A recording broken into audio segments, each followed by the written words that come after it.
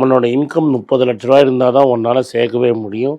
Serious. இல்லாட்ட உனக்கு சொந்த வீடு இருக்கணும். உங்கள் அப்பா உனக்கு வீடு கிஃப்ட் பண்ணியிருக்கணும், ஏதாவது இருந்திருக்கணும்.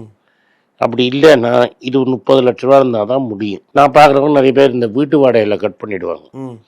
அதுதான் அவங்க சேவிங்ஸாக போடுவாங்க. இப்போ நீ ஹவுசிங் லோன் வாங்கிட்டேன்னு வையே, எப்படி ஈக்குவேஷன் மாறும்? 30,000 ரூபா போயிடும், மொத்தமாக முடிஞ்சிடும் சார். இப்போ 30,000 ரூபா போயிடும். இதுப்பா நல்ல நியூஸ் சொல்கிறேன். 30,000 ரூபா போயிடும். அந்த 30,000 ரூபாய்க்கு பதில் எவ்வளோ வரும்? 30,000 ரூபா உங்களுக்கு வந்து இஎம்ஐ போயிடுச்சு, ரெண்ட் போயிடுச்சுன்னா நான் வந்து காலகாலத்துக்கும் வட்டி மட்டுமே கட்டிக்கிட்டு இருப்பேன். 30,000 கட்டி 30 இல்லை சார், ஜாஸ்தி வரும். பிரின்சிபல் எவ்வளோ? பிரின்சிபல் குறையவே குறையாது sir. That is where I got very shock. 30 லட்ச ரூபா லோன் எடுத்திருந்தேன், 8 வருஷம் இஎம்ஐ கட்டினேன் சார்.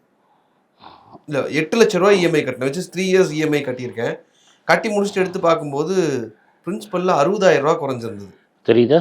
ஸோ 3 வருஷம் கூடி கட்டி 60,000 ரூபா குறைஞ்சது, மிச்சம் ஃபுல்லாக வட்டி. ஸோ நீ பெரிய பணக்காரனாக இருக்கணும்னா இந்தியாவில் நீ ஹஸ்பண்ட் அண்ட் ஒய்ஃப் சேர்ந்து 40 லட்ச ரூபா சம்பாதிக்கணும்.